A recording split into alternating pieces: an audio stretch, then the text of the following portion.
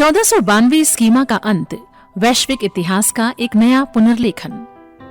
पीढ़ियों से इतिहास की किताबों ने एक सुविधाजनक और रैखिक कथा का पालन किया है, जिसे 1492 स्कीमा कहा जाता है। ये पारंपरिक कहानी क्रिस्टोफर कोलंबस के साथ शुरू होती है और ये सुझाव देती है कि यूरोपीय वैश्विक प्रभुत्व अंतर्निहित तकनीकी और सैन्य श्रेष्ठता का अपरिहार्य परिणाम था।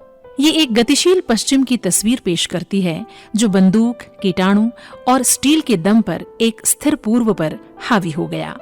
हालांकि आधुनिक शोध अब इस पटकथा को पूरी तरह बदल रहे हैं और एक ऐसी दुनिया को उजागर कर रहे हैं जो पुराने मिथकों की तुलना में कहीं अधिक जटिल और परस्पर जुड़ी हुई थी। इतिहास को फिर से लिखने की शुरुआत एक सरल, चौंकाने वाले सच से होती है। प्रारंभिक आधुनिक काल के अधिकांश समय में एशिया वैश्विक अर्थव्यवस्था का केंद्र था। डच और इंग्लिश ईस्ट इंडिया कंपनियां एक खाली अखाड़े में आने वाले महान विजेता नहीं थे। वे एक भीड़-भाड़ वाली राजनयिक और वाणिज्यिक दुनिया में घुसपैठिए थे। उनका सामना मुगल, सफवी और टोकुगावा शोगुनेट जैसे शक्तिशाली राज्यों से हुआ, जिनके पास आर्थिक और सैन्य संसाधन यूरोप की सबसे प्रभावशाली शक्तियों से कहीं अधिक थे। सैन्य क्षेत्र में भी पश्चिम के उदय की धारणा को चुनौती दी जा रही है। यूरोपीय गोलाबारी के भारी प्रभाव वाली पुरानी कहानी को अब वैश्विक प्रारंभिक आधुनिकीकरण के सबूतों से बदला जा रहा है। शोध बताते हैं कि एशियाई राज्य उल्लेखनीय सैन्य गतिशीलता का प्रदर्शन कर रहे थे। जापानी और चीनी लड़ाके अपने यूरोपीय समकक्षों के साथ या उनसे भी पहले मस्कट और वॉली फायर के साथ नवाचार कर रहे थे। कई मामलों में कंपनियों ने पाया कि इनके सबसे तेज हथियार स्थानीय परिस्थितियों के सामने कुंद हो गए।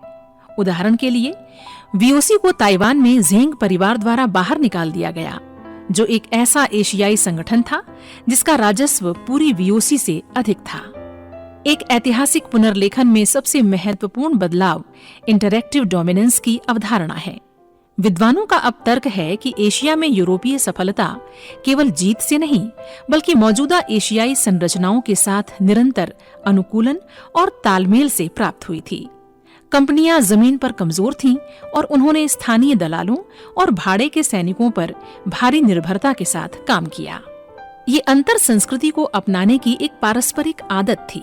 हमने इसे 17वीं सदी की हाइब्रिड समुद्री संस्कृति में देखा है, जहां जापानी व्यापारी यूरोपीय रिंगिंग से लैस चीनी जंग जहाजों को पुर्तगाली नेविगेटरों के मार्गदर्शन और दोहरी भाषा वाले चार्ट के साथ चलाते थे। अंततः ईस्ट इंडिया कंपनी के आधिकारिक अभिलेखागार इतिहास के केवल एक सतही नेटवर्क का प्रतिनिधित्व करते हैं। उनके नीचे एशियाई नेटवर्क का एक डीप वेब था, जो अक्सर यूरोपीय नेटवर्कों से अधिक बड़ा और लचीला था। जहाज के डेक से परे जाकर इतिहासकार ये खोज रहे हैं कि प्रारंभिक आधुनिक दुनिया की कहानी पश्चिम का एकल प्रदर्शन नहीं था, बल्कि एक वैश्विक नाटक था, जहां हर कोई एक दूसरे से सीख रहा था और अनुकूलन कर रहा था।